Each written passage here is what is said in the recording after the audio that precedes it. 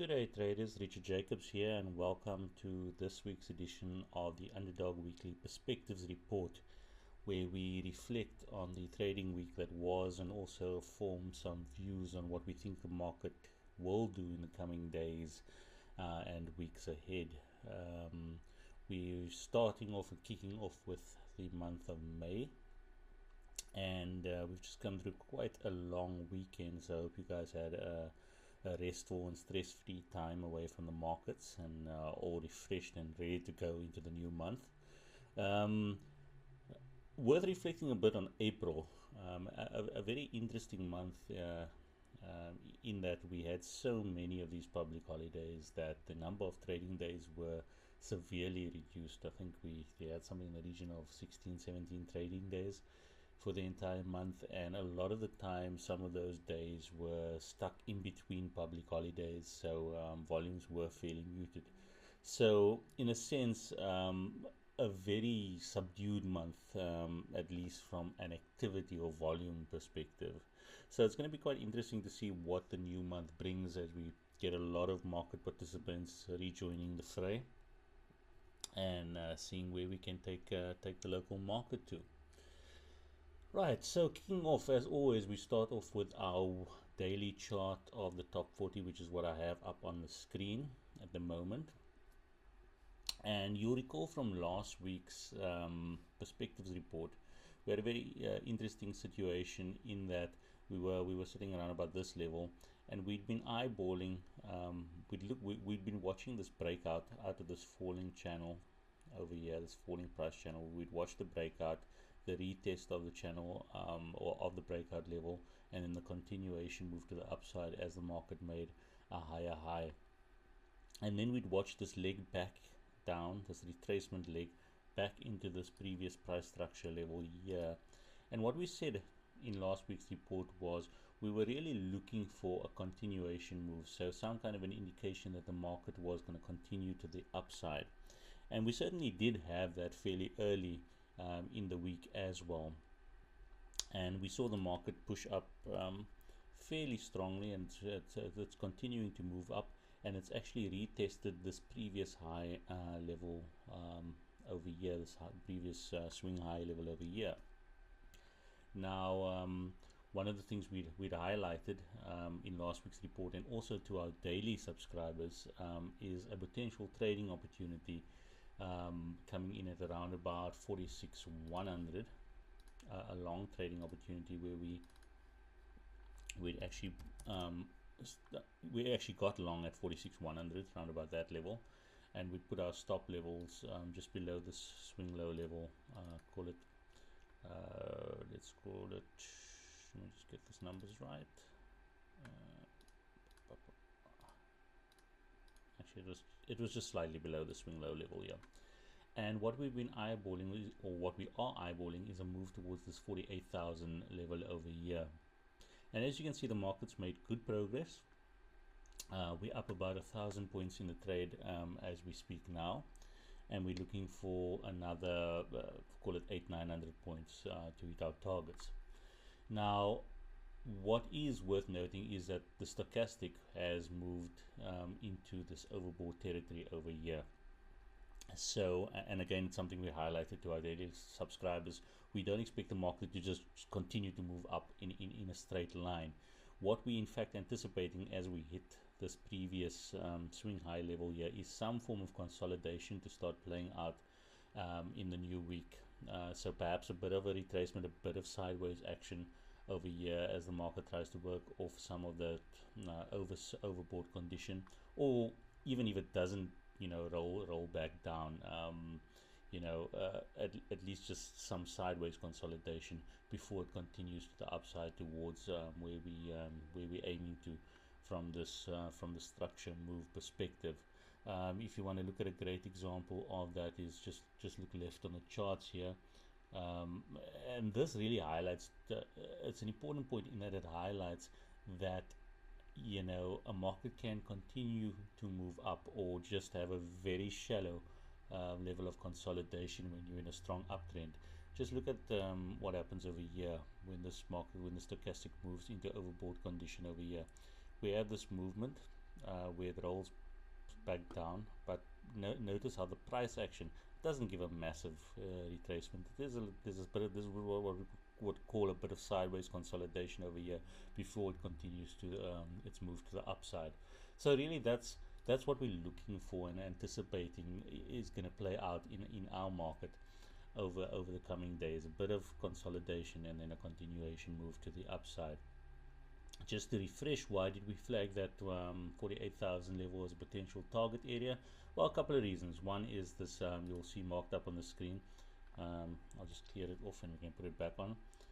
We did a projection of this last leg of the move up here, and we said one of the areas we're going to focus on was this 127 extension or projection, which comes in around about that 48,000 level.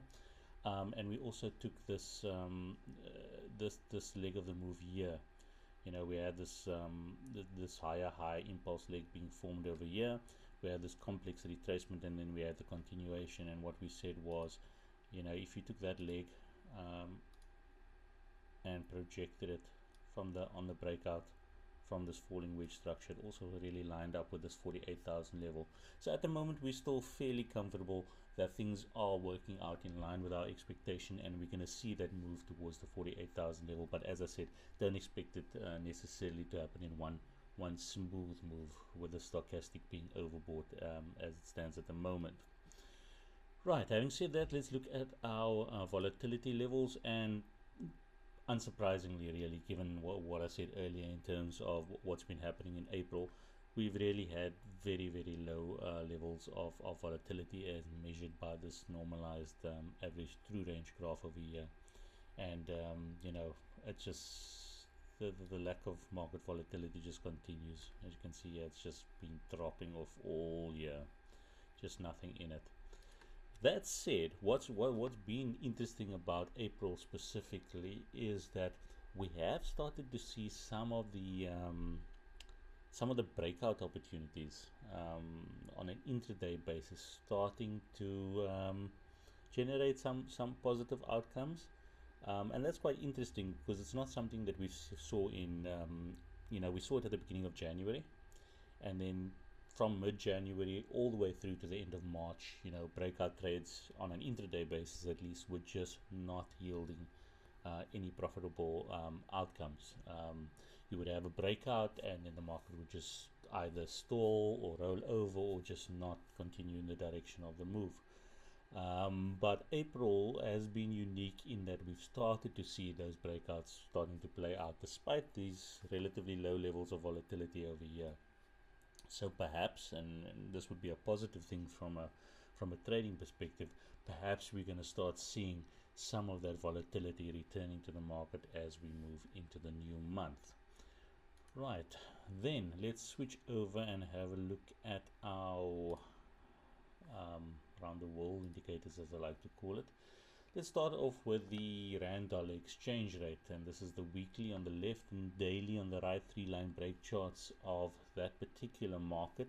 And as you can see on the weekly, you know, we're still in this strengthening trend over here. We are in a retracement at the moment. Interestingly enough, is this retracement happened at the, or at least this 3-line break candle on the weekly printed fairly early in April. So we've really been operating in that space for most of the last month. But still, it's a strengthening trend, and this is simply a retracement in a strengthening trend.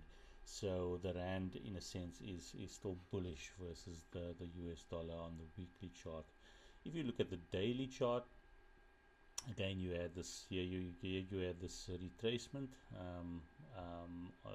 in a strengthening trend as the market formed lower lows and lower highs. You had a continuation move over here as the market again, you know, strengthened, and now we are experiencing another retracement. What is quite relevant is that, and let's just draw that in, let's get some of our lines in here. What is quite relevant is that you've got this, let's draw from the top, you have this move down, um, then you had this weakening of the currency happening over here with all the politics playing out. Then you had the continuation to the downside. It's quite a deep retracement, and you had a continuation to the downside as the currency strengthened, and now you have the currency weakening over the past few days ago again. Now, a couple of things. One is that was a really deep retracement that we saw of all the political happenings, with the finance minister getting ousted, and there was a reasonable expectation actually that we would see the market rolling over and a break to the upside here. That didn't happen. Instead, we saw the continuation move of the market continuing back down, the rand showing some bullish strength. But what's happened is it hasn't pushed below this level, previous lows over here. So we've got a bit of an inside return happening over here, and now we've got this weakening trend playing out right here. So this is definitely something to watch. I mean, on a at least on a daily basis, on a weekly basis, the currency is still in a strengthening mode, and that should, hold back. It should hold back some of the upside, but it's certainly not shooting the lights out in terms of that bullish nature. And what's going to be critical is to monitor this level right here, this 1391, call it 1390 level. If we see a daily break and close above that level, then we can certainly have a reasonable expectation that further weakness will play out. If we look at the US markets, let's just get it up. There we go. Well, it's fairly straightforward. It's bullish.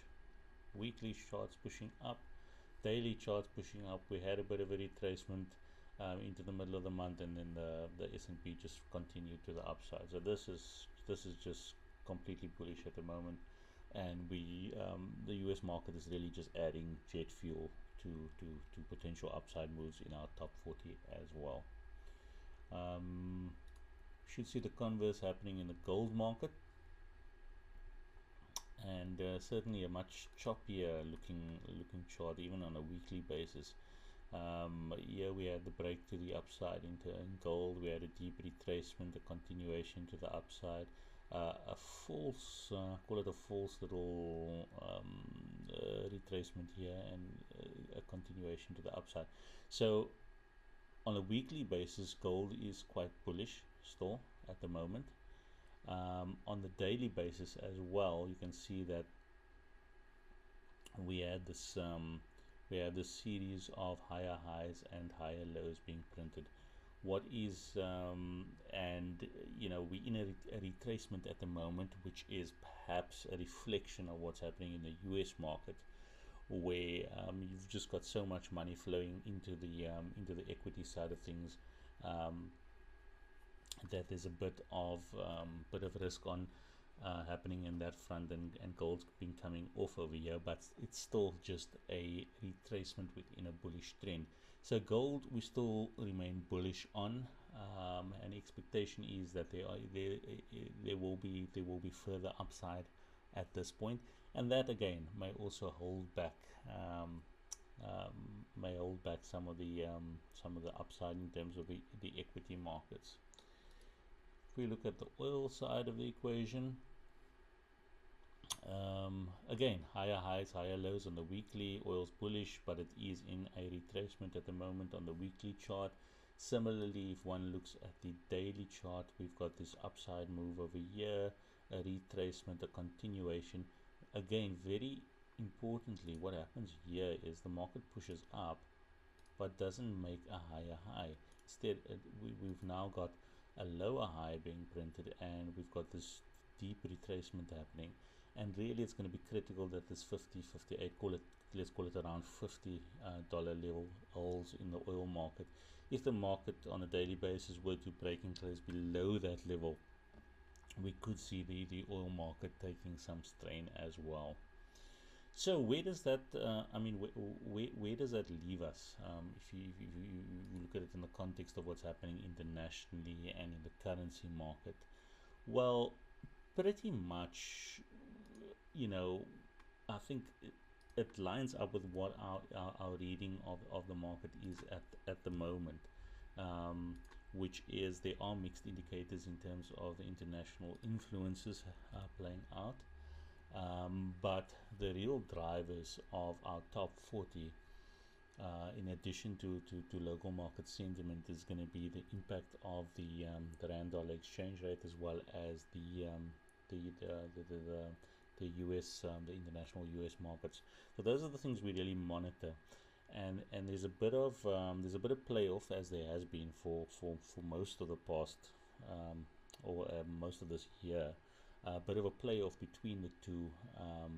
But at the moment, the upside is definitely favored with the rand in a retracement, a weakening retracement at the moment, and the US market continuing to the upside.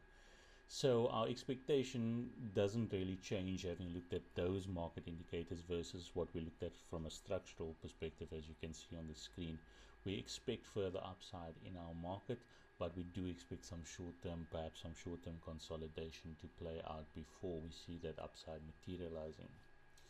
Guys, that's pretty much all we have for this week. As always, I hope you find it useful. If you do find it useful, just drop a like on below this video.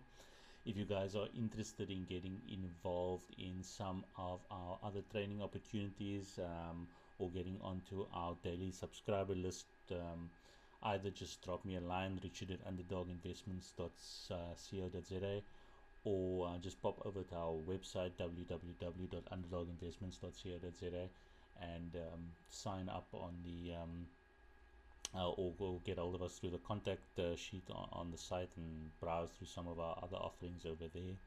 I think we're doing some really exciting things in terms of our, especially our trader development program, where we have a heavy focus on just using minimalistic price structure understanding to trade and develop perspectives and views on the market, and that's been quite successful. So if you guys are interested, please just join us, even if you want to join us for a shorter trial period, just to try things out.